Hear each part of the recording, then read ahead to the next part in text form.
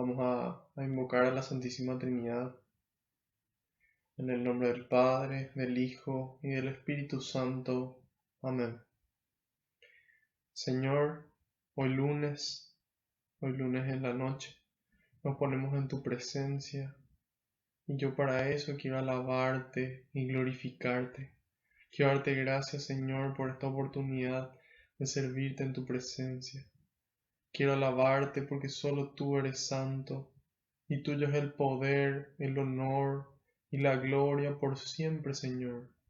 Quiero alabarte y glorificarte porque el día de ayer pudimos festejar el día del cuerpo y la sangre de tu Hijo, que nos redime y que nos da vida, vida eterna. Quiero alabarte y glorificarte porque no nos tratas como merecen nuestras culpas, Señor, porque tienes misericordia de nosotros. Un corazón arrepentido, un corazón contrito, tú no lo rechazas. Quiero alabarte y glorificarte porque tuyo es el poder, el honor y la gloria por siempre, Señor. En este momento quiero pedirte perdón, Señor, por todos mis pecados, de pensamiento, de palabra, de obra y de omisión. Te pido perdón de corazón, Señor, por todas esas cosas malas que hice y aquellas cosas buenas que dejé de hacer. Le invito a que cada uno en este momento haga lo mismo en el silencio de su corazón.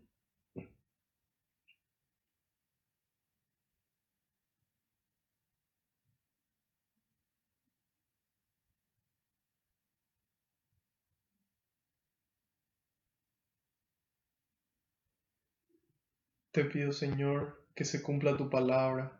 Tú dijiste que donde dos o más se reúnan en tu nombre, ahí vas a estar vos presente, Señor. Y nosotros sabemos que aunque no te podamos ver, tú estás aquí entre nosotros, contento, Señor, muy contento de que vamos a compartir un poco más de tu palabra, de tu mensaje y de tu presencia, Señor, de tu persona.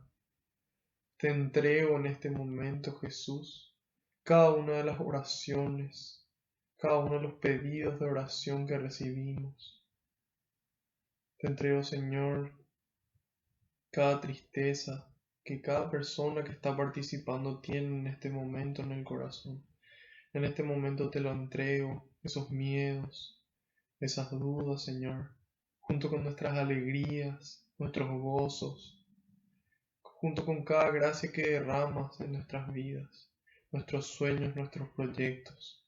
Todo lo pongo en tus manos, porque no hay lugar mejor, Señor. Y sé que tú los recoges con alegría y se lo entregas al Padre, para que nos conceda a cada uno esa gracia que estamos necesitando.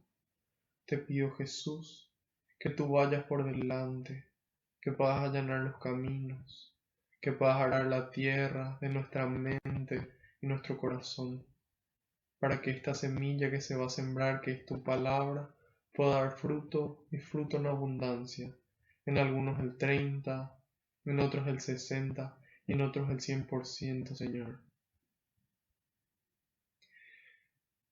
En este momento les voy a pedir que invoquemos todos juntos al Espíritu Santo, repitiendo después de mí. Espíritu Santo, vacíame de mí y lléname de ti hasta rebosar. Espíritu Santo, vacíame de mí y lléname de ti hasta rebosar. Y una última vez, con fe. Espíritu Santo, vacíame de mí y lléname de ti hasta rebosar. Que así sea. Amén.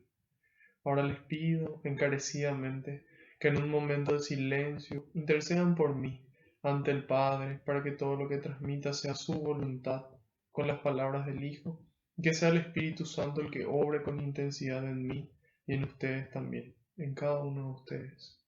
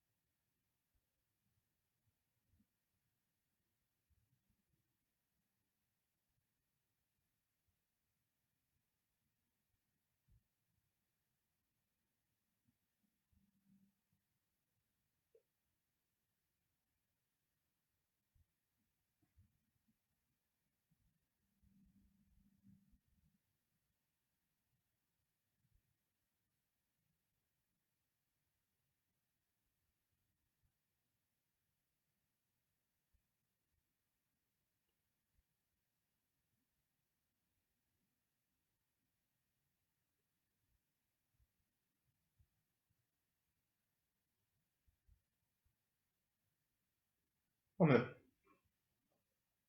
Ya como venimos acostumbrados, vamos a seguir el consejo del Padre Ignacio Larrañaga. Él aconseja orar al estilo de Jesús. ¿Y cómo oraba Jesús? Con el estilo judío. Él como buen judío oraba con los salmos. Entonces nosotros vamos a arrancar con una oración del Salmo 24. Salmo 24. Se llama El destino del hombre. Hoy vamos a estar viendo primero el Salmo y después a continuación la segunda mitad del capítulo 22 del Evangelio de Lucas. Hoy estaremos viendo las perícopas de Jesús en el huerto del Getsemaní y el procesamiento religioso, el juicio religioso de Jesús. Empezamos. Salmo 24. Del Señor es la tierra y lo que contiene, el mundo y todos sus habitantes, pues Él la edificó sobre los mares y la puso más arriba que las aguas. ¿Quién subirá a la montaña del Señor? ¿Quién estará de pie en su santo recinto? El de manos limpias y de corazón puro, el que no pone su alma en cosas vanas, ni jura con engaño. Ese obtendrá la bendición del Señor y la aprobación de Dios su Salvador. Así es la raza de los que le buscan, de los que buscan tu rostro, Dios de Jacob.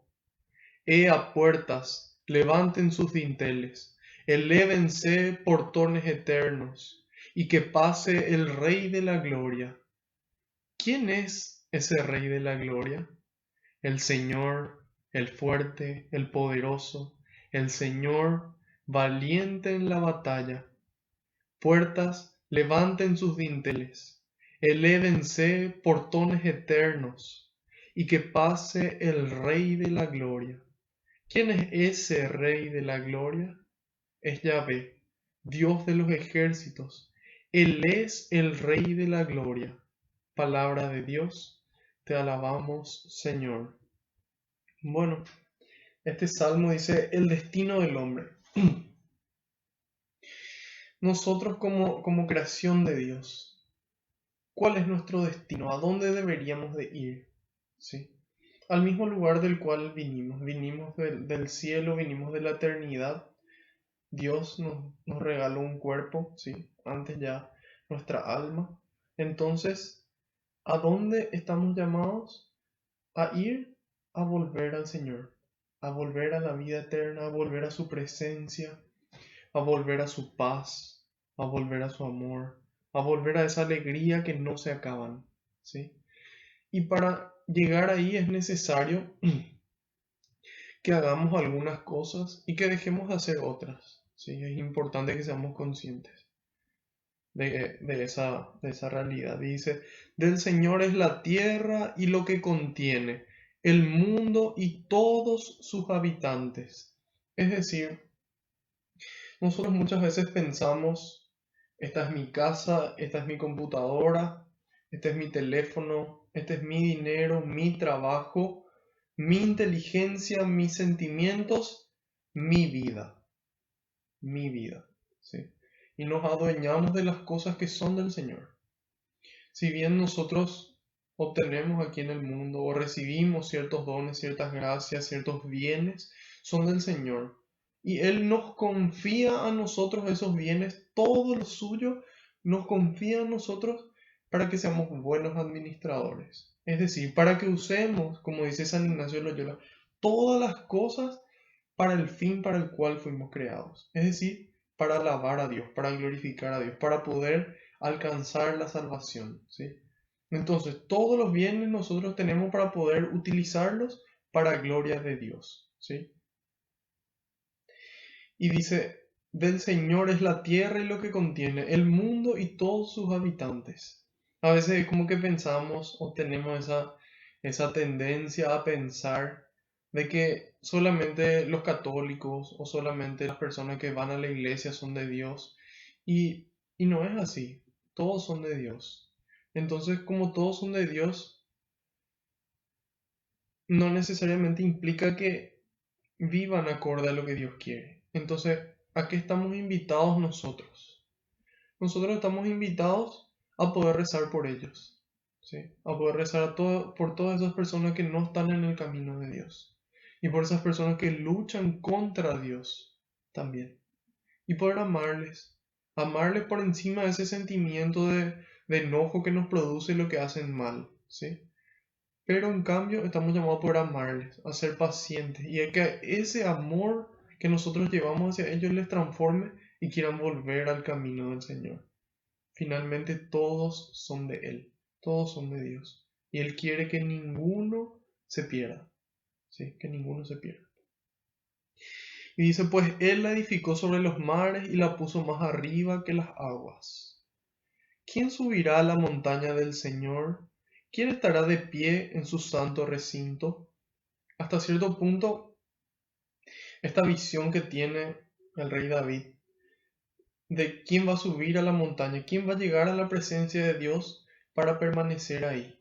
Y ahí dice, el de manos limpias y de corazón puro. El de manos limpias y de corazón puro. A nosotros nos cuesta mucho no ensuciarnos las manos con el pecado, nos cuesta mucho mantener puro el corazón sin esos malos deseos que muchas veces nos nacen. Sin embargo, aquí dice que van a ser estas las personas que llegarán arriba. ¿Y de qué forma podemos llegar, siendo que tenemos muchas veces las manos sucias y tenemos el corazón manchado? A través de la misericordia de Dios. ¿Sí? A través de la misericordia de Dios, especialmente a través del sacramento de la reconciliación que nos regaló a nosotros. Ese sacramento que Él mismo instituyó en su iglesia. Entonces es ese uno de los primeros caminos, ¿sí? Y tal vez haya personas que digan, bueno, pero ¿y qué pasa si ahora no puedo confesarme? ¿O qué pasa si justo en el momento previo a mi muerte no llega el sacerdote a poder darme el sacramento? Entonces, en esos casos excepcionales, la iglesia misma nos enseña de que es posible pedir perdón a Dios y que apenas tengamos la oportunidad, en caso de que exista esa oportunidad posterior, podamos acudir al sacramento. Y si no, bueno, Dios en su misericordia puede apiadarse de nosotros en el último instante de nuestras vidas. Sin embargo, apostar a eso no es tan recomendable que digamos. Lo ideal es poder esforzarnos por vivir en gracia, por vivir en su amor, y que ese amor de Dios nos lleve automáticamente a cumplir, ¿sí? A Dios no se le cumple, a Dios se le ama. Y el que ama automáticamente cumple su palabra, ¿sí? Eso es lo que nos dice Jesús en el Evangelio de San Juan. Dice, el que me ama cumple mis mandamientos. Y claro, porque es automático. En la medida en la que uno siente ese amor de Dios en la vida, se llena tanto que le hace rebosar de amor. Y en la medida en la que uno ama, uno cumple la ley de forma automática. Porque el que ama no hace daño a su prójimo, nos dice San Pablo. Entonces, ¿quién subirá a la montaña? ¿Quién estará de pie? Los que se esfuercen, ¿sí? Los que se esfuercen y los que quieran perseverar. Los que perseveren hasta el final se salvarán, nos dice Jesús. Hasta el final, no 6 meses, no 5 años, no 50 años, no, hasta el final de nuestras vidas. Y su amor nos acompaña hasta ese momento. Y dice, el que no pone su alma, el que no pone su alma en cosas vanas, ni jura con engaño. Es decir, una persona que tiene claro qué es lo importante, ¿sí? Me toca escuchar historias de personas que por ganar un auto en un sorteo, de por ganar un viaje, de por ganar diferentes cosas, de ganar dinero, ellos sacrifican de cierta forma su salvación. Porque ponen su confianza en esas cosas, que no son las cosas eternas. Son cosas que en cualquier momento, así como vinieron, pueden irse. Entonces, es importante que pongamos nuestra alma, nuestro interés, nuestro corazón en lo que es verdaderamente importante. En las personas, en nuestra familia, en nuestros amigos, en las personas necesitadas, ¿sí? Entonces, es en eso en donde tiene que estar nuestra prioridad. Dice, ni jura con engaño. Es decir, vive en la verdad. Vive en la verdad. Yo hace unos años decidí vivir en la verdad. Y, y es muy liberador. Realmente Jesús dice la verdad los hará libres y yo soy testigo de que eso es así. En la medida en la que uno decide vivir en la verdad, uno también se vuelve automáticamente más prudente. Porque yo, por ejemplo, yo pienso, antes de hacer algo, si a mí me preguntan, yo voy a tener que responder con la verdad. Entonces hay cosas que pienso dos veces. Me vuelvo más prudente porque en el caso de que me pregunten, yo voy a responder con la verdad. Entonces, eso es lo que Dios quiere, que podamos vivir en la verdad, así como Jesús lo hizo.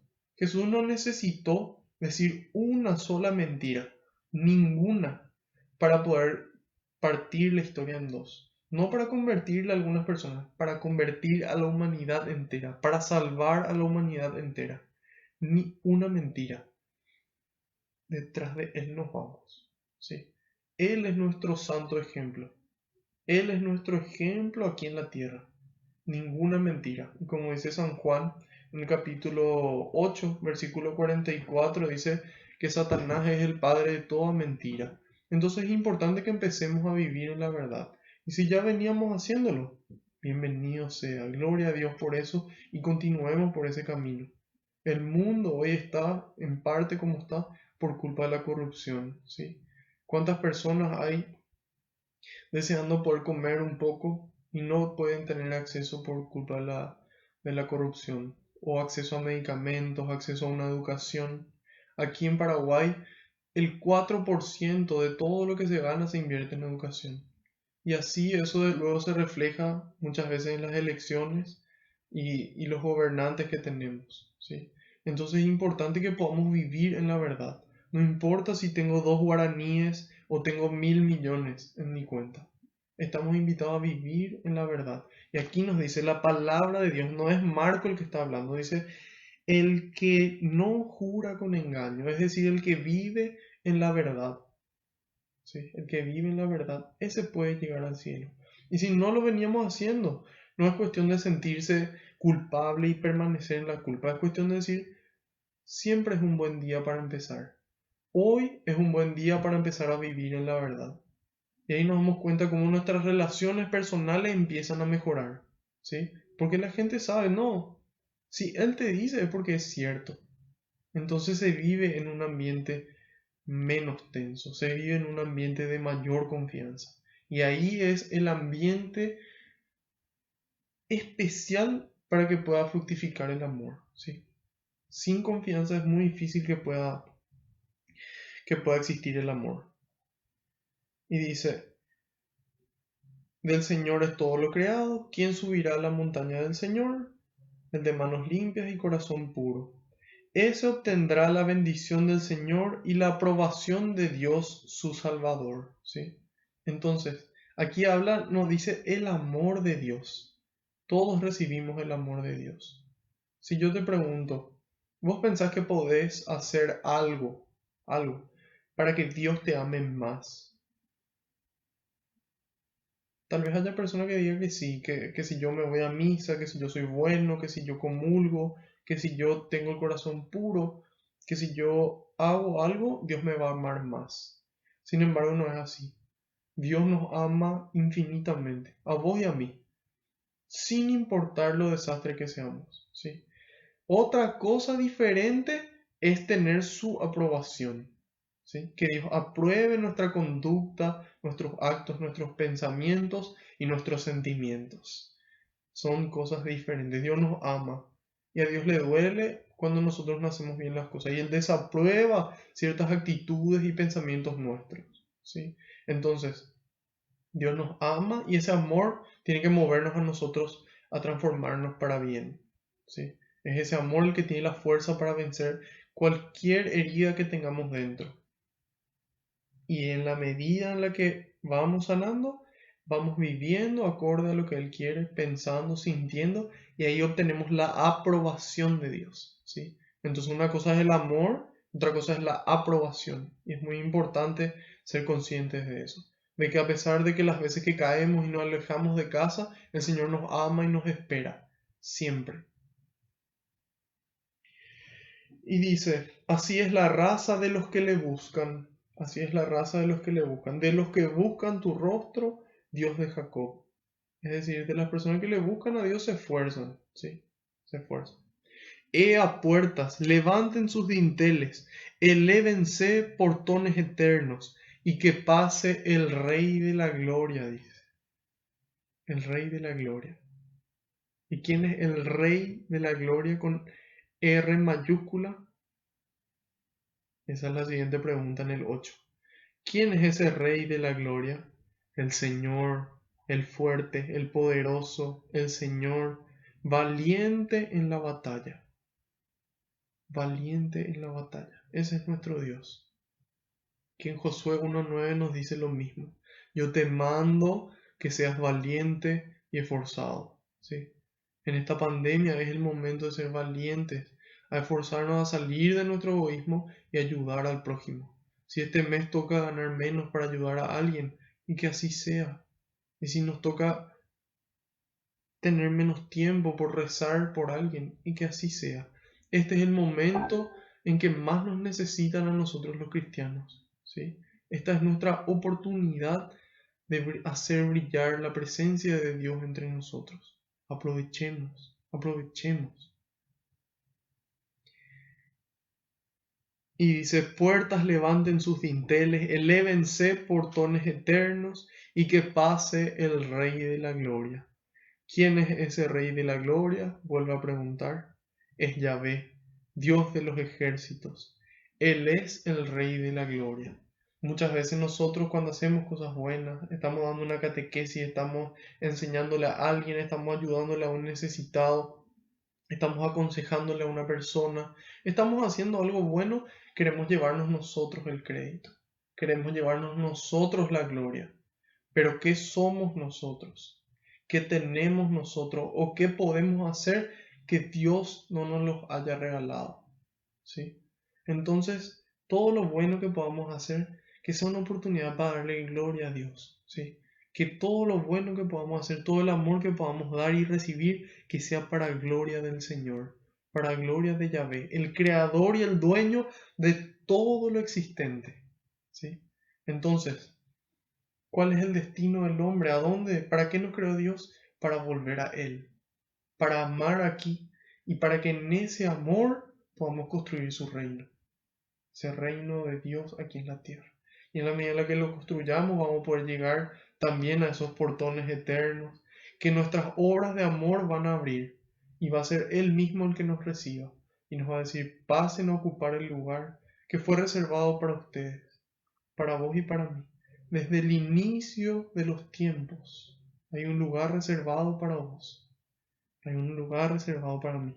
Esforcémonos, acudamos a su misericordia y vamos a llegar. Yo, cuando empezó esta catequesis, yo le dije a las personas que estaban presentes en la parroquia Espíritu Santo, le dije, mi anhelo más grande no es aquí, sino que algún día podamos encontrarnos todos en el cielo. Que algún día podamos encontrar todos en el cielo, que todos podamos vencer, todos, todos. Y que podamos decir, ¿se acuerdan cuando aquella vez estudiamos la palabra y eso nos fue transformando, nos fue ayudando a acercarnos a Dios, a sentir su amor? Ese es mi anhelo más grande, que todos podamos llegar. Así que acudamos a la misericordia de Dios, dejémonos amar y amemos al resto. Ese es el camino. De esa forma se va a cumplir la voluntad de Dios en nuestra vida, ese plan perfecto que tiene para nosotros. Pasamos al capítulo 22 del Evangelio de San Lucas. Hoy vamos a estar leyendo desde el versículo 39 hasta el 71. Nosotros habíamos visto en esta primera parte del capítulo 22, vimos la traición de Judas, ¿sí? Donde él por dinero le traiciona al Señor.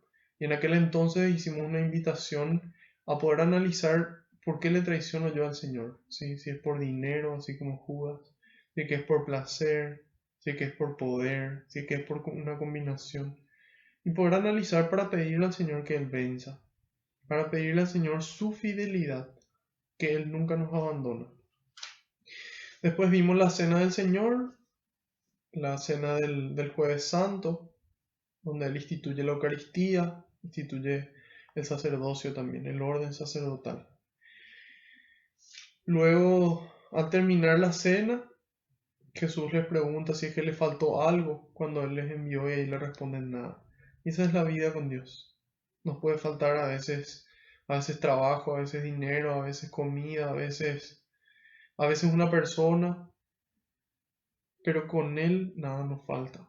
¿Sí? Dios tiene el poder de llenar todo vacío en nuestras vidas. Y ahí él decía,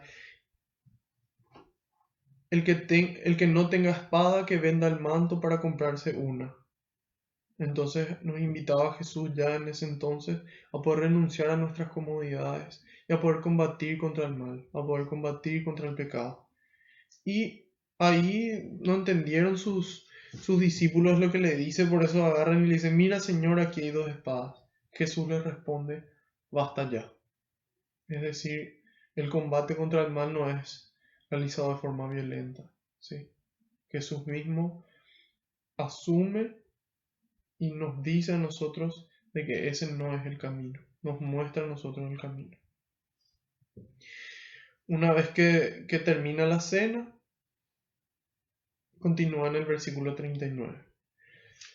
Después Jesús salió y se fue como era su costumbre al monte de los olivos, y lo siguieron también sus discípulos.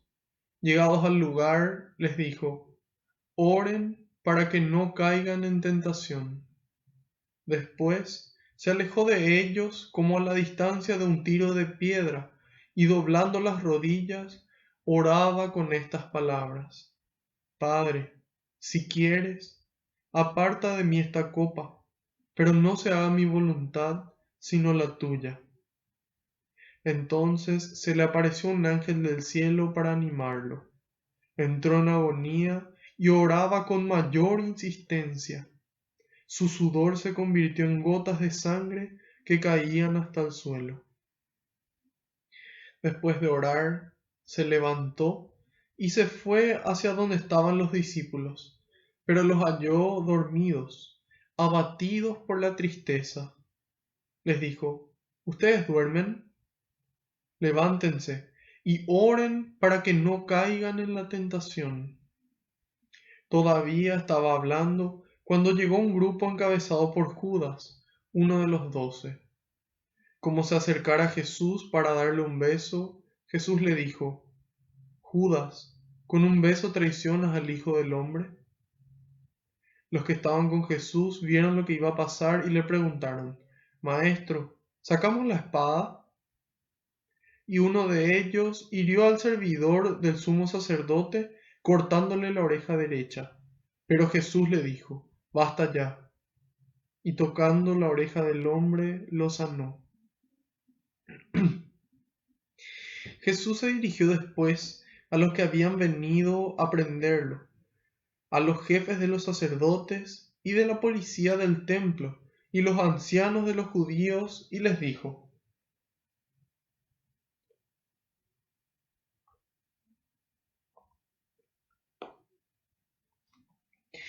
tal vez buscan a un ladrón, y por eso han venido a detenerme con espadas y palos. ¿Por qué no me detuvieron cuando día tras día estaba entre ustedes en el templo? Pero ahora reinan las tinieblas, y es la hora de ustedes. Entonces lo apresaron y lo llevaron a la casa del sumo sacerdote, donde entraron. Pedro lo seguía a distancia. Prendieron un fuego en medio del patio y luego se sentaron alrededor. Pedro también se acercó y se sentó con ellos. Al verlo sentado a la lumbre, una muchachita de la casa, después de mirarlo, dijo, Este también estaba con él. Pero él lo negó diciendo, Mujer, yo no lo conozco. Momentos después, otro exclamó al verlo, Tú también eres uno de ellos. Pero Pedro respondió, No, hombre, no lo soy. Como una hora más tarde, otro afirmaba, Seguramente éste estaba con él, pues además es Galileo. De nuevo Pedro lo negó diciendo, Amigo, no sé de qué hablas. Todavía estaba hablando cuando un gallo cantó. El Señor se volvió y fijó la mirada en Pedro. Y Pedro se acordó de la palabra del Señor que le había dicho: Antes de que cante hoy el gallo, me habrás negado 3 veces. Y saliendo afuera, lloró amargamente. Los hombres que custodiaban a Jesús empezaron a burlarse de él y a darle golpes. Le cubrieron la cara y después le preguntaban: Adivina quién te pegó. Y proferían toda clase de insultos contra él. Cuando amaneció, se reunieron los jefes de los judíos, los hombres. Cuando amaneció, se reunieron los jefes de los judíos, los jefes de los sacerdotes y los maestros de la ley, y mandaron traer a Jesús ante su consejo. Le interrogaron: ¿Eres tú el Cristo? Respóndenos. Jesús respondió: Si se lo digo, ustedes no me creerán, y si les hago alguna pregunta, ustedes no me contestarán. Desde ahora, sin embargo, el Hijo del Hombre estará sentado a la derecha del Dios poderoso. Todos dijeron: Entonces, ¿tú eres el Hijo de Dios? Jesús contestó: Dicen bien, yo lo soy. Ellos dijeron: ¿Para qué buscar otro testimonio? Nosotros mismos lo hemos oído de su boca. Palabra del Señor. Gloria a ti, Señor Jesús. Bueno, en esta noche de lunes continuamos con parte de la narración de la pasión de Cristo.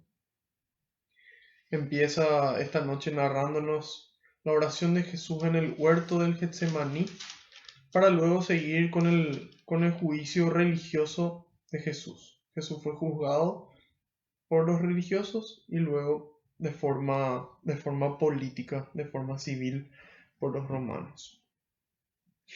Y dice en el 39: Después Jesús salió y se fue, salió de la cena y se fue, como era su costumbre, dice, como era su costumbre. Entonces Jesús era una persona de oración, ¿sí? Jesús era una persona de oración. En esa oración, en esa conexión, en esa comunicación que él tenía con el Padre le revelaba su voluntad. En ese momento, él recibía el amor del Padre. Y a partir de ahí, él podía salir a predicar, él podía salir a enseñar, salir a que le tiendan trampas vez tras vez. Y él responder con la sabiduría de Dios, con el respeto y la dulzura de Dios. ¿Sí? Pero para eso Jesús tenía una costumbre, oraba, se retiraba, se alejaba de su día a día, de todo su estrés, de su ritmo de vida, la facultad, el colegio, el trabajo, los amigos, todo, para conectarse con el Señor, para conectarse con ese Rey de la Gloria, que le daba fuerza y le animaba, y que le marcaba el camino. Ahora esto, después esto. Y muchas veces nosotros no tenemos ese rato de oración. Nos consumen las actividades. Es importante que podamos tener, aunque sea media hora de oración. 1 hora de oración recomienda el Padre Ernesto María Cara. Pero empezar por algo. 5 minutos despertarse antes, 5 minutos despertarse después. ¿Sí? Un rato de oración y ir caminando y perseverar en esa oración. ¿Sí? Velen y oren, nos dice el Señor. Entonces, en la medida en la que permanecemos, vamos a darnos cuenta de los frutos de la oración en nuestra vida. Como esa oración nos vuelve más pacientes, nos vuelve más tolerantes, nos vuelve más prudentes, nos vuelve más juiciosos de poder saber qué hacer en cada situación y cómo hacerlo. Entonces, sigamos el ejemplo de nuestro Maestro. Imagínense si Jesús, siendo verdadero Dios y verdadero hombre, tenía vida de oración. ¿Cuánto más nosotros deberíamos de tener vida de oración? ¿Sí? Ese es uno de los alimentos fundamentales para nuestra alma, para nuestro espíritu, para nuestro crecimiento espiritual. Y dice, Lo siguieron también sus discípulos. Bueno, aquí narra en los otros dos evangelios, esto estamos leyendo el Evangelio según San Lucas, cuando leemos las narraciones de Mateo y de Marcos, menciona el nombre de este huerto, ¿sí? Que estaba ahí cerca del Monte de los Olivos, que es el huerto del Getsemaní. Y se puede asumir que este huerto del Getsemaní era propiedad de alguno de sus discípulos, por eso que ellos acostumbraban a ir a ese huerto, ¿sí? Y Jesús, como era su costumbre en este momento de dificultad, él vuelve a acudir a Dios. Y él no acude a Dios solamente en pandemia, cuando un familiar está enfermo, cuando estoy sin trabajo, no, su costumbre era. Él no acudía solamente en invierno, solamente en verano, solamente de día, de noche, cuando llueve, cuando no. Era su costumbre, su costumbre. Qué bueno sería que pueda ser nuestra costumbre. Y hay que tomar la firme decisión de hacerlo y decir, bueno, así como la gente dice, hoy es lunes, hoy empiezo la dieta, hoy es lunes, hoy empiezo mi vida de oración. ¿Sí? Voy a empezar con 5 minutos. Es como cuando te vas al gimnasio, vos no empezás alzando 80 kilos a cada lado, no. Empezás con 5, pero después vas aumentando. Y en la medida en la que perseveras adquirís más fuerza. La misma cosa en la vida espiritual. Entonces empecemos. Tomemos la firme decisión de acostumbrarnos a seguir el ejemplo de Jesús. Y dice, Él se fue y siguiendo su ejemplo se fueron sus discípulos. Es decir, en la medida en la que yo tengo una vida de oración, después mi gente, mis amigos, mis allegados, tal vez puedan seguir ese ejemplo. Y decir, mira, cómo Él tiene una vida de oración con todas las cosas que hace. Yo también puedo. Entonces los discípulos van detrás de ese buen ejemplo. ¿Sí? Entonces nos beneficia a nosotros y le beneficia al otro también, con esa buena influencia. Y si llegados al lugar les dijo, oren para que no caigan en tentación. A veces estamos cansados de caer. A veces estamos cansados y decimos, Señor, yo no quiero más caer en esto. A mí me gusta, pero no me hace bien. Yo ya no quiero caer. Jesús te responde, oren para que no caigan en tentación. En un momento de oración yo le dije, Señor, yo quiero responder como vos respondes. Yo quiero actuar como vos actúas. Yo quiero responder así. Y él me respondió y me dijo, si vos querés, el padre fue, porque al padre le pedí en ese momento de oración. Y él me dijo, si vos querés reaccionar como él, tenés que orar como él. Y ahí me di cuenta de por qué me era tan difícil responder como él. Porque yo no tenía esa costumbre de oración, que hasta ahora me sigue costando, pero vamos en camino. Oren para que no caigan en tentación. Después se alejó de ellos a la distancia un tiro de piedra, dice. Un tiro de piedra. Para traducirnos a nosotros, que no sabemos que es un tiro de piedra, son más o menos 40-50 metros, es decir, como una cuadra. Él se alejó de ellos como media cuadra. Y dice, y doblando las rodillas oraba. Si había una persona en toda la historia de la humanidad que podía orar de pie, porque era el verdaderamente justo, que tenía las manos limpias y el corazón puro, era Cristo. Sin embargo, él aún así se arrodilla ante el Padre, sabiendo de que la gloria es para Él, y de que Él, siendo verdadero Dios, siendo hijo de Dios como después lo admite, también nos muestra esa humildad. Si Jesús es humilde y tiene esa costumbre de oración, cuanto más nosotros. Y oraba con estas palabras, dice, Padre, si quieres, dice, Padre, si quieres, aparta de mí esta copa, pero no se haga mi voluntad, sino la tuya. Esta es la oración perfecta. Manifestar nuestra voluntad, comunicarnos con nuestro Padre, con ese Rey de la gloria, con ese Creador de todo. Manifestar nuestra voluntad como Jesús lo hizo, confiando siempre en que Él sabe qué es mejor para nosotros, para vos y para mí, para nuestro entorno y para la humanidad entera inclusive. Para Jesús seguramente que no fue tan bueno el tener que ser torturado y ser crucificado. Sin embargo, fue lo que nos llevó a nosotros a la redención. esa sangre derramada en la cruz. Y fue necesario porque tenía que mostrarnos el camino del amor, el camino de la renuncia, de la donación, de entregarnos completamente y entregar nuestra vida, incluso por gente a quienes nosotros tal vez consideramos que no valen la pena. Por ellos también. Eso es lo que hizo Cristo. Entonces, Padre, si quieres, dice.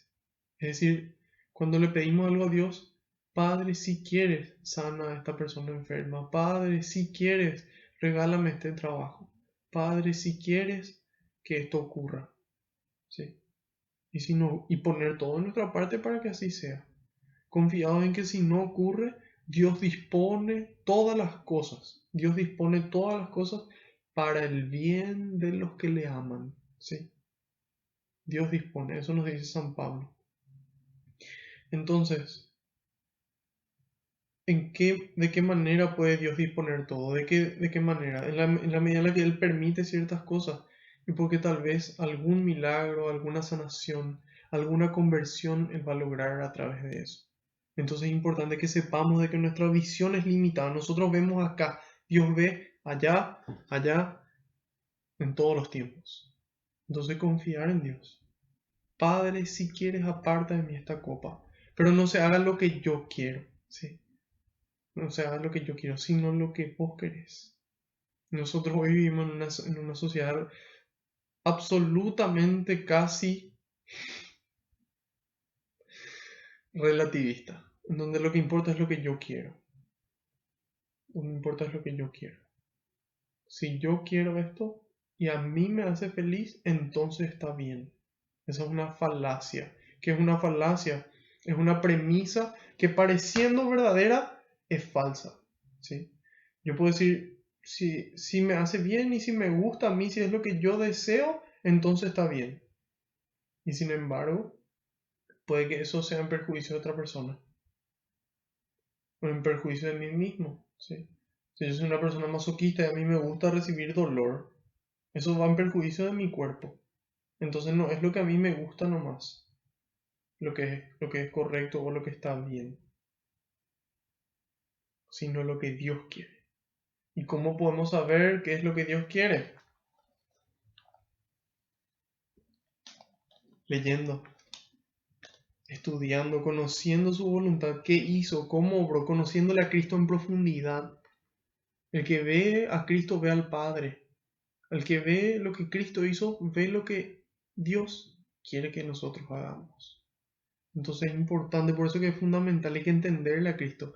Hay personas que en estos días me puse a leer redes sociales, me puse a leer comentarios de artículos, noticias. Y es impresionante cómo a Cristo mismo se le saca de contexto y se usan palabras que Él utilizó para justificar conductas que alguien quiere hacer. Entonces por eso que es tan importante formarnos, conocerle a Cristo y conocer a través de Cristo también la voluntad del Padre. Y después dice, entonces se le apareció un ángel del cielo para animarlo. Esa es una imagen que dice en el 43. Entonces se le apareció un ángel del cielo para animarlo, de que el Padre mismo le estaba animando. Y dice, entró en agonía, dice. Entró en agonía. Se puso difícil el tema. ¿Sí? Se puso difícil. Entró en agonía, dice. Acá vemos reflejada su humanidad. Él entra en agonía, él siendo Dios y toda la vida de oración que tiene, entra en agonía. Y en ese momento dice, él se desespera y despotrica contra Dios, renegando de su fe. ¿O no? No dice eso, ¿verdad? Dice, y oraba con mayor insistencia. Cuanto más difícil se ponen las cosas, más tenemos que insistirle a Dios en nuestra oración. Señor, que se cumpla tu voluntad. Dame la fuerza y el amor para sobrellevar esto, como tú quieres que lo haga, con mayor insistencia, sin rendirse, con mayor insistencia, mayor dificultad, mayor insistencia. Eso hizo Jesús. Su sudor se convirtió en gotas de sangre que caían hasta el suelo.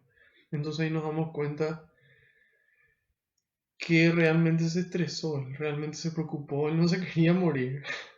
Jesús no se quería morir, claro que quería redimirle a todos, claro que quería cumplir la voluntad del Padre, pero él no quería sufrir.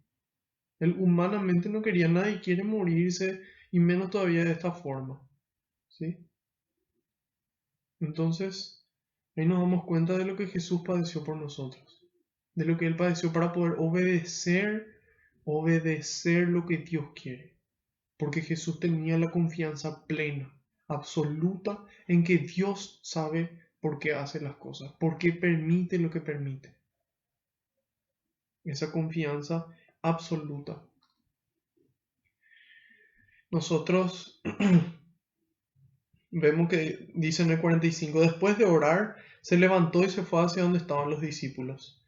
Aquí Lucas no nos especifica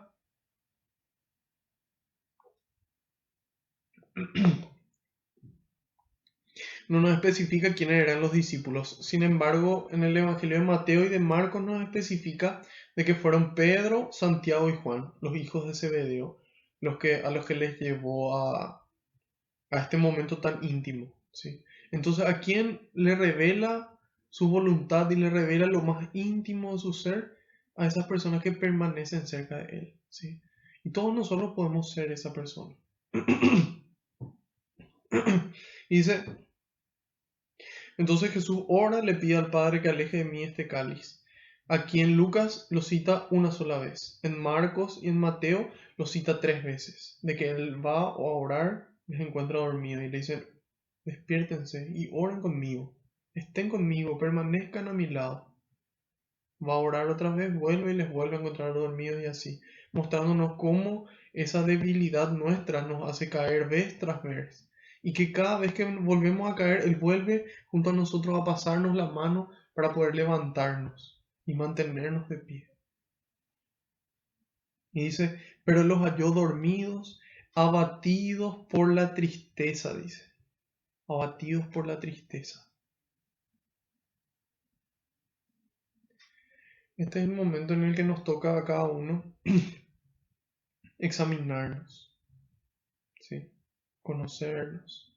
¿Qué es lo que nos abate? ¿Qué te abate a vos? ¿Qué me abate a mí? ¿Es la tristeza de algo que me falta? ¿Es el miedo a alguna situación? ¿Es la duda de no saber ciertas cosas, de no saber qué va a pasar? ¿Qué es lo que nos abate? ¿Qué es lo que nos abate? Entonces eso es un examen personal. Y ahí Cristo nos dice, ustedes duermen, levántense, dice. Cristo te dice, vos estás abatido, levántate. Y oren para que no caigan en tentación. Las instrucciones no pueden ser más claras.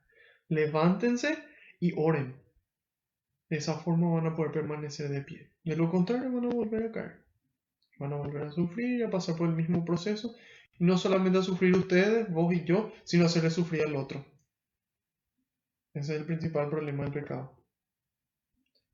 Oren para que no caigan en tentación. La tentación nos va a perseguir hasta el fin de nuestras vidas. No es, ay, ¿cuándo voy a dejar de tener ganas de hacer esto? Probablemente toda la vida. Sin embargo, Dios toda la vida va a estar ahí para darnos fuerza, para no caer. Y en la medida en la que oramos, entonces en esa medida podemos permanecer de pie. En la medida en la que oramos, Dios derrama un torrente de gracia, un torrente de gracia, un torrente de gracia sobre nosotros para vencer. Derrama su amor, que es más fuerte que la muerte. Y dice, todavía estaba hablando cuando un grupo encabezado por Judas, uno de los 12, llegó hasta ahí. Entonces imagínense, esa persona que estuvo cenando con él se fue y le traicionó.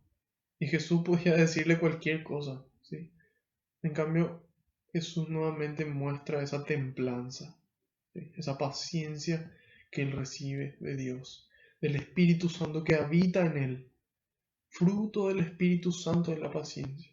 Entonces, en la medida en la que vivimos en estado de gracia, se produce aún más ese fruto de Dios. Y ese Espíritu obraba con máxima potencia en Jesús. Y así también puede obrar en nosotros,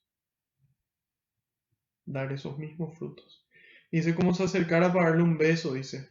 Jesús le dijo, Judas, ¿con un beso traicionas al Hijo del Hombre? El beso era un saludo tradicional que se le daba a una persona digna de respeto, digna de admiración, ¿sí? Entonces venía como para saludarle al maestro, ¿sí? Sin embargo, Jesús reconoce el gesto y le pregunta, con un beso traicionas al Hijo del Hombre. ¿Qué es el Hijo del Hombre? ¿Quién es el Hijo del Hombre? ¿Por qué dice Hijo del Hombre?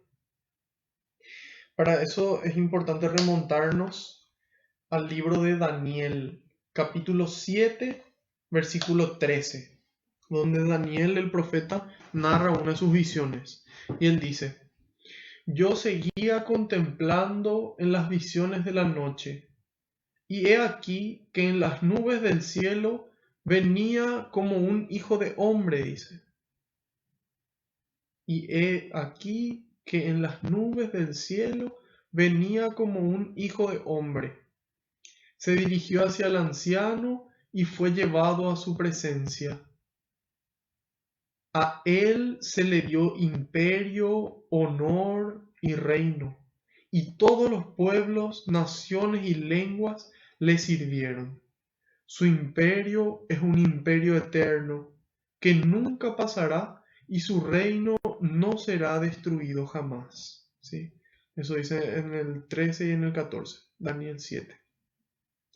Entonces ahí habla de hijo de hombre. Entonces, aquí al decir hijo de hombre, dos cosas se entienden.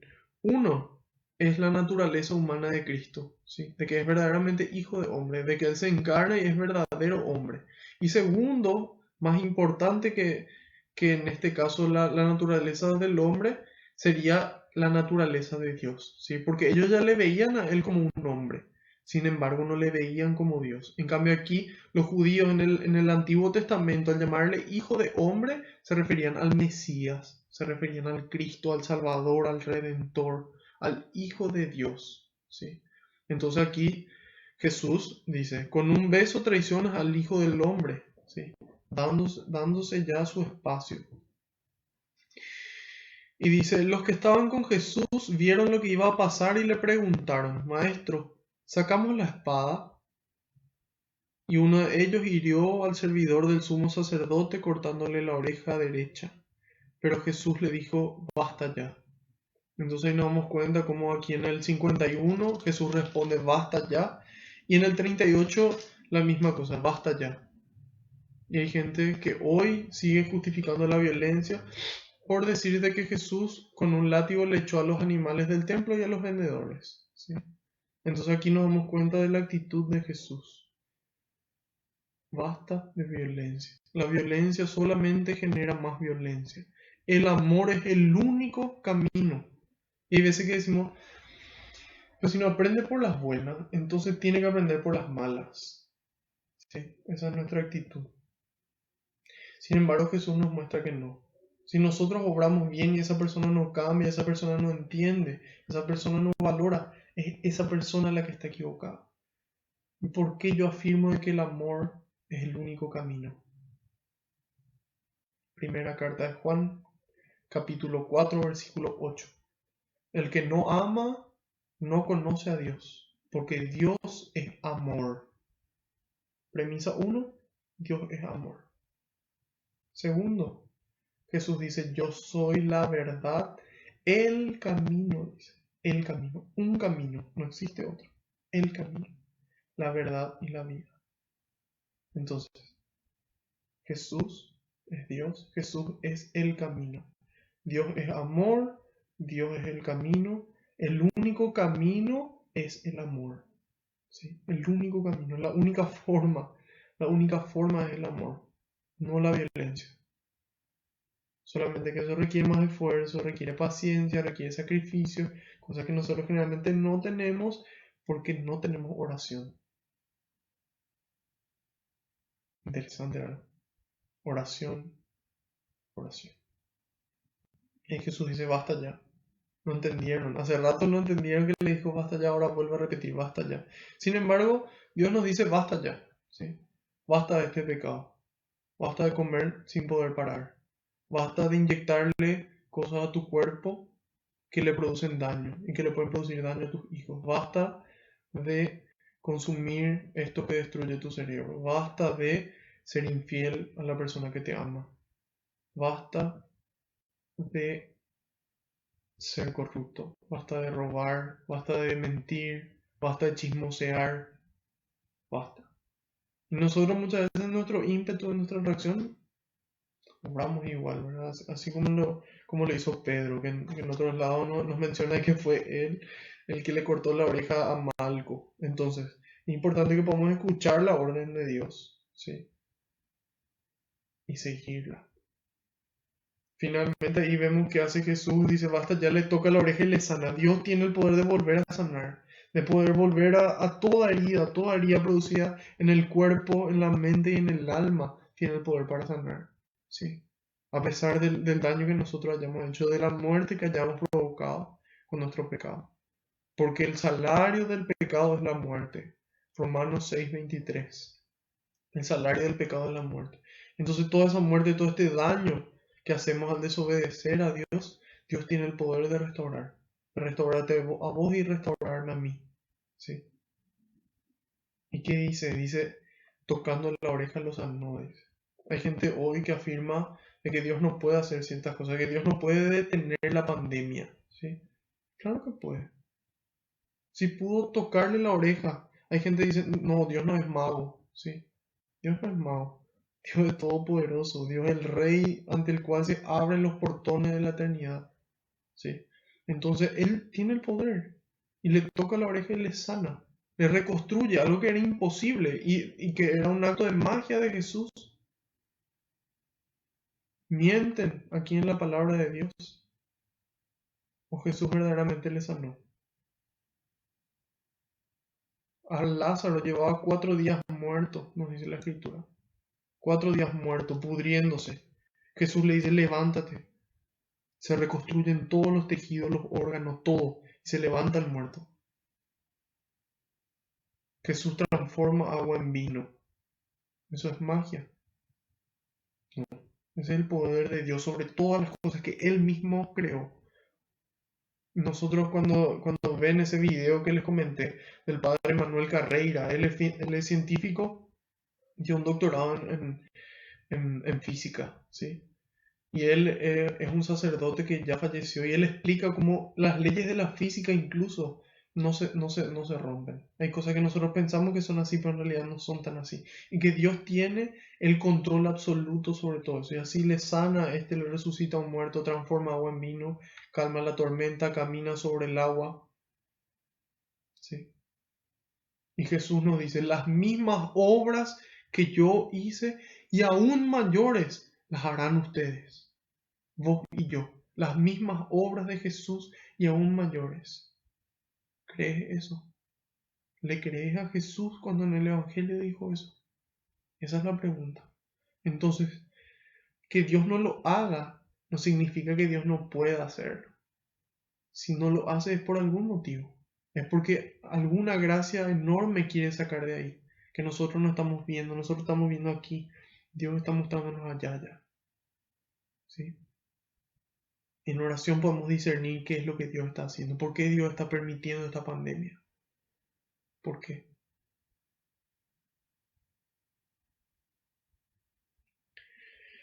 Bueno, van al monte, oran, se quedan dormidos, se despiertan, llega Judas, ahí le preguntan, ¿tenemos que usar la violencia? Jesús le dice, basta, y él sana esa herida producida por la violencia. Después Jesús se dirigió a los que habían venido a prenderlo, a los jefes de los sacerdotes y de la policía del templo y los ancianos judíos.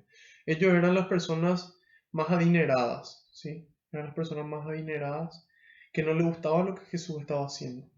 Jesús se juntaba con los pobres, con los necesitados y le educaba al pueblo para que puedan ser personas libres y responsables. Personas responsables y libres. Y eso no le gustaba a ellos. A ellos les convenía que sean esclavos, que hagan exactamente lo que se les dice que hagan.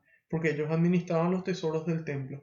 Entonces le ven a Jesús, nos conviene sacarle de medio, ¿sí? Y no sé, es difícil contar cuántas veces le tienden trampas y buscan la forma de hacerle caer, ¿sí? Hasta que encontraron. Pero finalmente Jesús nos dice de que no es Él al que le quitan la vida, sino es Él el que la entrega voluntariamente. Capítulo 10 de San Juan, versículo 18. Nadie me la quita, yo la doy voluntariamente. Tengo poder para darla y poder para recobrarla de nuevo. Tengo poder para darla y para recobrarla de nuevo. Esa es la orden que he recibido de mi Padre, dice. O sea que Dios quería que Jesús muera y Él le ordena. No. Él le dice, tenés que mostrar el camino. Tenés que mostrar el camino del amor. Tenés que mostrar el camino del amor. Tenés que mostrar la entrega de la vida.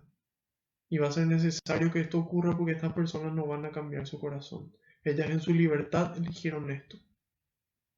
Y yo quiero aprovechar esta situación, esta tortura, para sacar la bendición más grande en toda la historia de la humanidad. La salvación del mundo entero. Nadie me la quita, yo la doy voluntariamente. Nadie me obliga a mí a despertarme temprano a orar, yo lo hago voluntariamente. Nadie me obliga a mí a comer menos para compartir, yo lo hago voluntariamente. Nadie me obliga a dejar de tomar, de fumar, de droga, de pornografía, de lo que sea. Yo lo hago voluntariamente. Nadie me pide que yo lave los platos, que barra, que haga lo que sea. Yo lo hago voluntariamente. Yo no cumplo los mandamientos porque alguien me lo ordena. Yo lo hago voluntariamente. Pero ¿por qué no lo hago? Es entonces la pregunta. ¿Por qué no lo hago voluntariamente? Porque no amo lo suficiente. No tengo suficiente fuerza para vencer. No tengo tanto amor en mi corazón. ¿Y por qué? ¿Cómo hago para tener ese amor? Tengo que orar. Yo puedo ver la mano de Dios en mi vida. Puedo ver todo lo que Él obra, todo lo que Él permite y todo lo que Él regala. Y todo lo que tal vez Él pueda regalarme. ¿Sí? Pero no se puede amar lo que no se conoce, dice San Agustín. No se puede amar lo que no se conoce, dice San Agustín. Entonces hay que conocer nuevamente. Hay que leer, hay que conocer, está escrito. ¿Y cómo entender? Y la iglesia que Cristo instituyó, que fundó, nos viene enseñando desde los primeros siglos, con los padres de la iglesia, con los doctores de la iglesia, con toda esa tradición apostólica y el magisterio nos viene a enseñar cómo entender, cómo conocer mejor, ¿sí? Entonces es importante, es fundamental poder conocer para poder amar, y más conozco y más amo. Y uno termina así como yo, sentado frente a una pantalla, transmitiendo el amor de Dios, contento. Y yo lo hago voluntariamente, a mí nadie me exige. Yo feliz estoy acá de poder servirle al Señor, de poder ayudarle a usted en su conversión, encaminarle hacia la salvación, transmitirle no lo que yo quiero, sino lo que el Señor quiere. Y poder ser un instrumento. Y te da una alegría y una paz, una plenitud que nada en este mundo te puede dar. Y eso es lo que yo quiero. Yo no quiero que nos sentemos acá para que escuchen y aprendan y, wow, un tiro de piedra a 50 metros. No, yo quiero que ustedes se animen a tener su experiencia con Dios, su experiencia personal con el Rey. Que ustedes quieran, que ustedes se contagien, que ustedes se inflamen con el Espíritu Santo, que puedan conocer al Padre, al Hijo y al Espíritu Santo que vive en vos y en mí. Y que eso nos empuje a amar. Por encima del dolor, del miedo, de todo, del odio, del enojo. Para eso estamos acá. Para eso estamos formándonos, aprendiendo, continuando, para construir el reino. Y por añadidura viene la paz y la felicidad.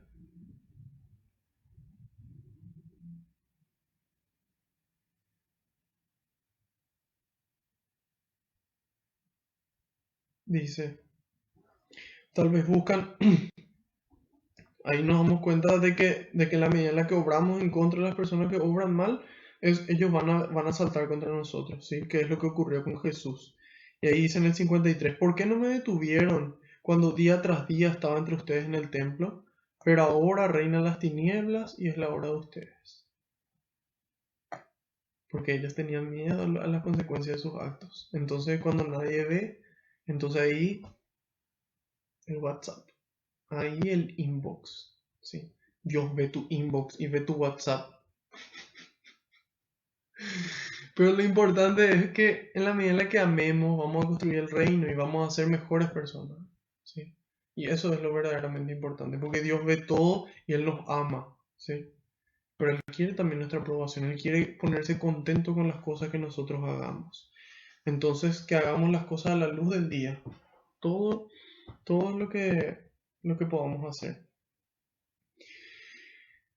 Y ahí entonces vemos esta actitud de Jesús ante la adversidad, ¿sí?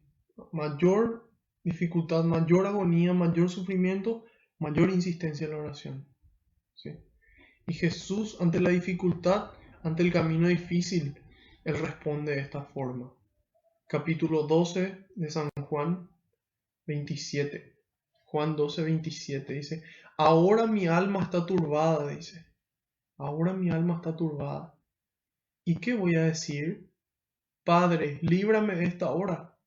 Pero si he llegado a esta hora para esto, Padre, glorifica tu nombre.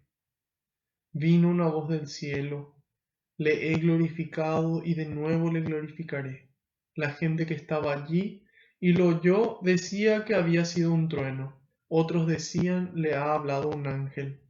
¿Se acuerdan lo que leímos hace un rato?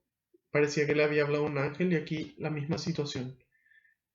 Pero lo que quiero destacar en este momento es la respuesta de Jesús. Dice, ahora mi alma está turbada.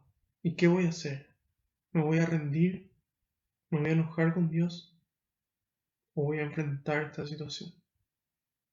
Él dice, ahora mi alma está turbada. Ahora yo estoy pasando por la situación más difícil de mi vida. ¿Y qué voy a decir? Padre, líbrame de esta hora. No. Padre, dame la fuerza, la fortaleza y el amor para vivir esta hora.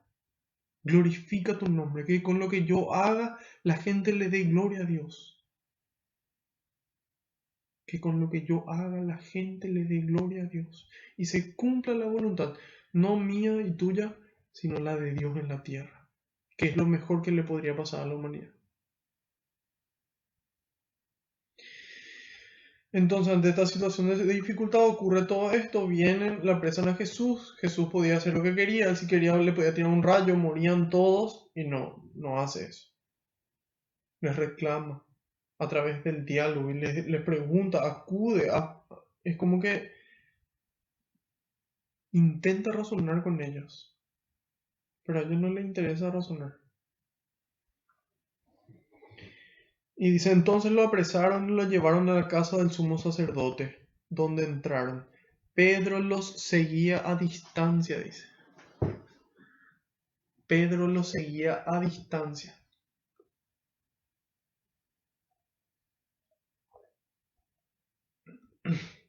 ¿Cómo queremos seguirle nosotros al Señor? ¿Queremos seguirle así, codo a codo, o queremos seguirle a la distancia? Esa es una decisión personal, una decisión libre. Acabo puedes estar viendo con tu papá, tu mamá, qué bueno sería que mi tía vea esto, mi hijo. No, esto es personal. ¿Cómo vos querés seguirle al Señor? Codo a codo.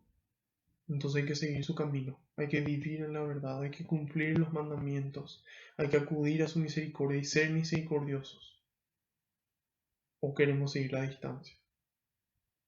Entonces hay que tomar una decisión. El Señor era una persona decidida. Él decía a Jerusalén y a Jerusalén, al huerto, a la cruz. Voy a volver y volvió. Nosotros, sigamos el ejemplo del Maestro. Sigámosle codo a codo, con Dios a nuestro lado. ¿Qué mejor compañero que el Señor? Sigámosle de cerca, asumamos la responsabilidad y las consecuencias. Y se prendieron un fuego en medio del patio y luego se sentaron alrededor. Pedro también se acercó y se sentó entre ellos.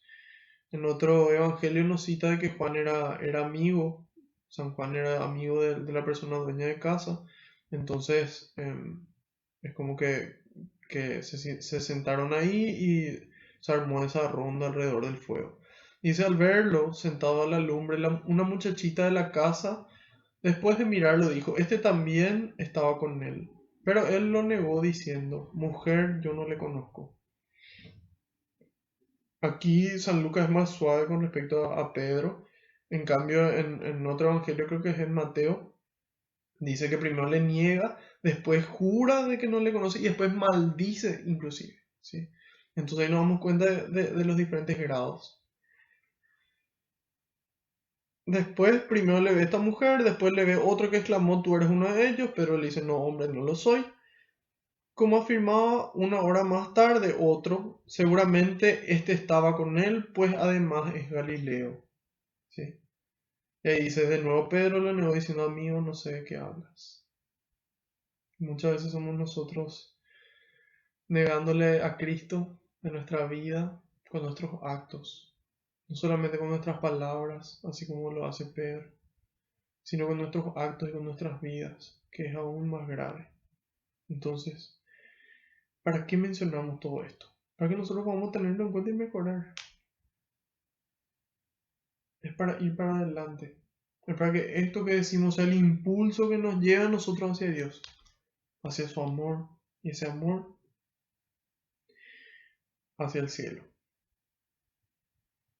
Y dice, todavía estaba cantando cuando un gallo cantó. Dice, el Señor se volvió y fijó la mirada en Pedro. Sí.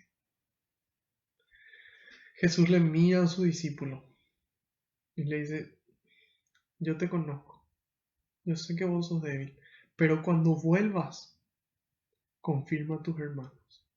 Cuando vuelvas, tenés que volver a mí, volver a mi casa, volver a la gracia y permanecer ahí. Y cuando nosotros pecamos, nuestra conciencia se encarga de hacernos sentir el peso, de hacernos sentir esa muerte, como si fuera un castigo por el mal que hicimos. Y entonces eso genera que podamos actuar así como Pedro. Salió afuera y lloró amargamente. Pero ¿qué hizo después? Eso es lo importante. Porque Judas también salió y lloró amargamente, seguro. Pero no creyó en la misericordia de Dios. No creyó de que él podía cambiar, de que Dios podía sanarle. En cambio Pedro sí, y ahí vemos ese contraste. Culpa, arrepentimiento. Culpa, arrepentimiento. Suicidio, cabeza de la iglesia. Primer papa. Entonces, salgamos de la culpa. Está bien sentir culpa porque significa que nuestra conciencia habla todavía, pero no permanecer en la culpa. Eso genera una tristeza que nos deja ahí atados, ¿no? Esa tristeza tiene que ser el motor para cambiar. El motor para decir, ok, eso estuvo mal, yo tuve la culpa y me esfuerzo por mejorar. Y oro para que así sea. Dice, el Señor se volvió y fijó la mirada a Pedro. Y Pedro se acordó de la palabra del Señor. Nosotros muchas veces no acordamos lo que Dios quiere, lo que Jesús nos dice. Es importante que podamos acordarnos antes de hacer. Y si nos acordamos después, bueno, acudir a su misericordia lo antes posible. Lo antes posible. Los hombres que custodiaban a Jesús empezaron a burlarse él y a darle golpes. Imagínense a nuestro Señor, a Jesús, a Jesucristo, el Hijo de Dios hecho hombre, que deja su divinidad para habitar nuestro mundo y empieza a ser golpeado y la gente se burla de él. Y sin embargo, ¿cómo él reacciona? Cuando amaneció se reunieron en el 66. Cuando amaneció se reunieron los jefes de los judíos, los jefes de los sacerdotes y los maestros de la ley y mandaron traer a Jesús ante su consejo. ¿sí? Ese consejo era el Sanedrín, que era el consejo judío. Entonces en ese consejo religioso ellos no tenían la potestad de condenar a muerte a un judío, ¿sí? Porque los romanos le quitaron esa potestad. Entonces ellos le juzgan primero a Jesús y vemos de que le van a juzgar por ese rango divino que asume Jesús. Y van a buscar después en el juicio político, vamos a ver en la siguiente catequesis, cómo buscan ponerle a Jesús como un revolucionario, ¿sí? Que busca sublevarse contra el emperador y contra su autoridad. Entonces por eso le van a condenar. Y, y aquí Jesús asume su condición. Y se le interrogaron, ¿eres tú el Cristo? Respóndenos. Jesús respondió, si se lo digo, ustedes no me creerán. Y si les hago alguna pregunta, ustedes no me contestarán, dice. Hay momentos en donde nos damos cuenta, así como Jesús, de que en vano vamos a hablar. De que el silencio es lo más sabio. Porque las personas no nos van a creer o no nos van a contestar. Entonces ahí toca el silencio y continuar viviendo, continuar demostrando con actos. Dice, desde ahora, sin embargo, el Hijo del Hombre, nuevamente, el Hijo del Hombre estará sentado a la derecha del Dios poderoso. Es lo que nosotros decimos en el credo, está sentado a la derecha de Dios Padre Todopoderoso. ¿Les suena? Espero que sí, porque si no estamos mal. Muy mal estamos y tienen que estudiar el credo, por favor. Ay, qué show. Bueno, entonces, desde ahora, sin embargo, estará sentado a la derecha del Dios Todopoderoso. Todos dijeron, entonces tú eres el Hijo de Dios. Jesús contestó, dicen bien, yo lo soy. Él es. Él es. Y suyo es el poder, el honor y la gloria. Vivamos nosotros de manera en la que se le dé gloria a Dios. Hagamos silencio cuando tengamos que hacerlo. Hablemos cuando tengamos que hablar. Porque si no vamos a ser cómplices de las situaciones que se hacen mal si nosotros no hablamos. La gente se queja, mira cómo roban acá, cómo roban allá, y son conscientes, saben, pero no dicen una palabra. No dicen una palabra. Esos son cómplices y son casi tan igual de responsables que las personas que roban. Porque ellos, sabiendo de lo que se está haciendo, ellos no denuncian y no hacen algo al respecto. Es más cómodo decir, no, yo no les conozco. En cambio, Cristo nos muestra, hay que ser valiente y hay que hablar cuando hay que hablar y hacer silencio cuando toca hacer silencio. Que lo primero es la voluntad de Dios y el reino de los cielos. El Salmo nos decía, primero las cosas de Dios, después las cosas vanas de este mundo. Esas cosas vanas vienen por añadidura. Y él dice, yo soy el Hijo de Dios. Ellos le dijeron, ¿para qué buscar otro testimonio? Nosotros mismos lo hemos oído de su boca. Entonces ahí encontraron lo que ellos buscaban. Y Jesús, sabiendo que le iba a costar la vida, eso no le iba a costar su trabajo, no le iba a costar una amistad, un noviazgo, no, su vida le iba a costar. Y él dice, ok, ok, la entrego voluntariamente para la redención. Esta es la nueva alianza. Esta es la nueva alianza, el nuevo pacto de Dios, que ha sellado con el fuego del Espíritu Santo, con la sangre de Cristo. Entonces, haciendo un resumen de este capítulo 22, desde el 39 al 71, Jesús en el huerto, ¿sí? Tiene una costumbre de oración, ¿sí? Costumbre de oración. Oren para que no caigan en tentación. Él es ejemplo para nosotros. Padre, si quieres, la actitud en esa oración, una actitud humilde, una actitud entregada. Hago todo lo que puedo y me abandono en las manos del Padre. Él sufre. Jesús siendo Dios sufre. Imagínense, si nosotros pensamos de que algo malo nos pasa o algo malo le pasa a alguien, por eso sufre. Imagínense Jesús. Jesús no hizo nada malo. Se pasó amando y haciendo el bien, milagros y el sufrimiento que tuvo que pasar. Y nos damos cuenta de que no necesariamente van unidos. Entonces, en ese momento de sufrimiento que hasta Jesús padeció, mayor insistencia en la oración. mayor insistencia. No quedarnos abatidos. Jesús nos dice, levántense. Levántense y oren para permanecer de pie.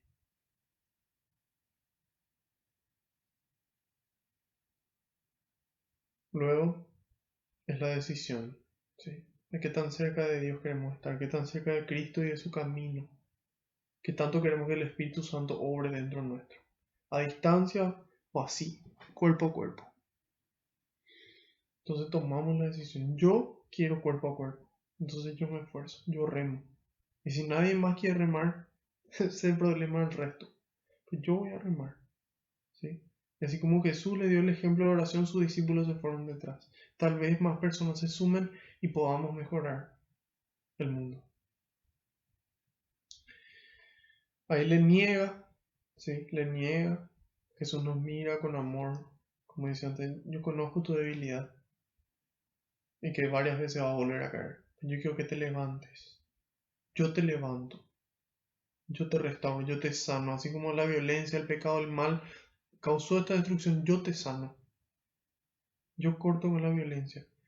Yo empiezo con el amor y termino con el amor.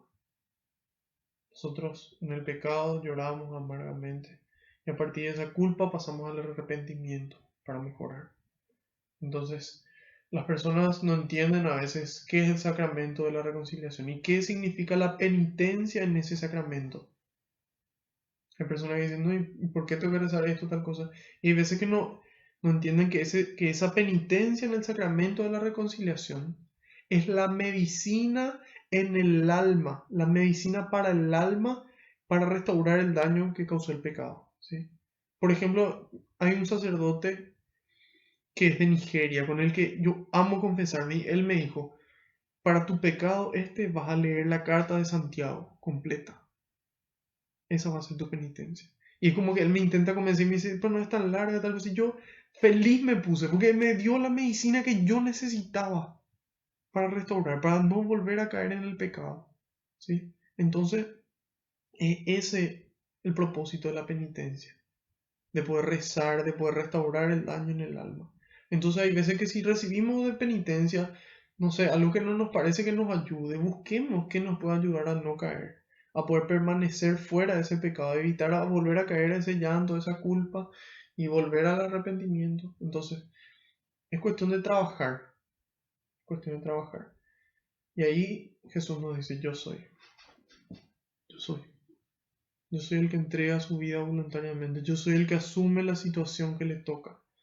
Yo soy el que pide fortaleza y no escapatoria. Yo soy el que pide amor para que se le dé gloria a Dios con mi vida y con mis obras. Y ese es nuestro ejemplo. Entonces vamos a dar gracias a Dios por su ejemplo y por su amor. Que podamos conocerle, que vamos a seguir formándonos, que vamos a seguir recibiendo su amor y que a través de ese amor vamos a transformar el mundo, vamos a conquistar el mundo para Él. Señor,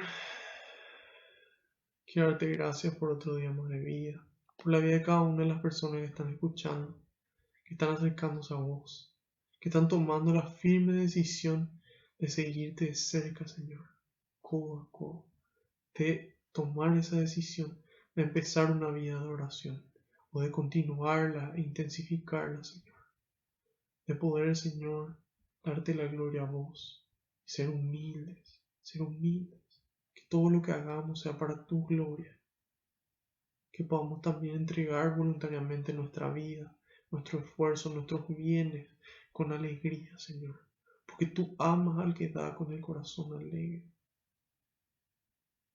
Te pido, Señor, que ablandes nuestro corazón, que arranques esa piedra y nos pongas un corazón humano, un corazón como el tuyo, que con tu Espíritu Santo sanes, Señor, toda herida, y con tu Espíritu Santo liberes de toda atadura que nos impide amar, que nos impide ser felices. Gracias, Señor, por esta obra. Gracias, Señor, por permitirnos servirte en tu presencia. Te pido que envíes más obreros a la viña, porque la cosecha es grande y los obreros somos pocos, Señor. Te pido, Señor, que todo lo que se dijo pueda quedarse grabado en nuestra mente y en nuestro corazón. para que podamos aceptarlo y llevarlo a la práctica. Que de esa forma se dé gloria a tu nombre. Te decimos todos juntos: Padre nuestro que estás en el cielo, santificado sea tu nombre. Venga a nosotros tu reino, hágase tu voluntad, en la tierra como en el cielo. Danos hoy nuestro pan de cada día, físico y espiritual. Perdona nuestras ofensas, como también nosotros perdonamos a los que nos ofenden. No nos dejes caer en la tentación y líbranos del maligno. Amén. Madre Santa, te damos gracias por acompañarnos, por mostrarnos el ejemplo de cómo ser cristianos, de cómo conociendo la voluntad de Dios cumplirla y permanecer de pie hasta el final, cómo guardabas las cosas en el corazón para luego transformarlas en amor, en dulzura, en sabiduría. Te damos gracias por mostrarnos el camino a Jesús, para que podamos hacer lo que Él nos dice e interceder por nosotros, pidiéndonos las mayores de las gracias, que podamos llegar a ese reino eterno, donde tú nos esperas ya también con tu Hijo. Dios te salve María, llena eres de gracia, el Señor es contigo. Bendita tú entre las mujeres, y bendito es el fruto de tu vientre, Jesús. Santa María, Madre de Dios y Madre nuestra, ruega por nosotros los pecadores, ahora y en la hora de nuestra muerte. Amén. Haciendo caso al pedido del Papa, rezamos a San Miguel Arcángel. San Miguel Arcángel, defiéndenos en la batalla, sé nuestro amparo contra la perversidad y acechanzas del demonio. Reprímale Dios, pedimos suplicantes, y tú, príncipe de la milicia celestial, arroja al infierno con el divino poder a Satanás y a los demás espíritus malignos que andan dispersos por el mundo, para la perdición de las almas. Amén. Bajo tu amparo nos acogemos, Santa Madre de Dios. No desoigas las súplicas que te dirigimos en nuestras necesidades. Antes bien, líbranos de todo peligro, oh Virgen gloriosa y bendita. Ruega por nosotros, Santa Madre de Dios, para que seamos dignos de alcanzar las promesas y gracias de nuestro Señor Jesucristo. Amén. María, auxiliadora de los cristianos, ruega por nosotros. Sagrado Corazón de Jesús, que este es tu mes, en vos confío y espero. Gloria al Padre, al Hijo y al Espíritu Santo, como era en el principio, ahora y siempre, por los siglos de los siglos. Amén. Alabado sea Jesucristo, por siempre sea bendito y alabado. Que la paz y la alegría del Señor nos acompañen a todas partes. Amén. En el nombre del Padre, del Hijo y del Espíritu Santo. Amén. Contento de terminar otra transmisión. Espero que se haya sido de bendición para ustedes, que la compartan con todas las personas que piensan que les va a servir. Así llevamos al Señor a más corazones, a más casas. Y vamos a ser más obreros en la vida. Así que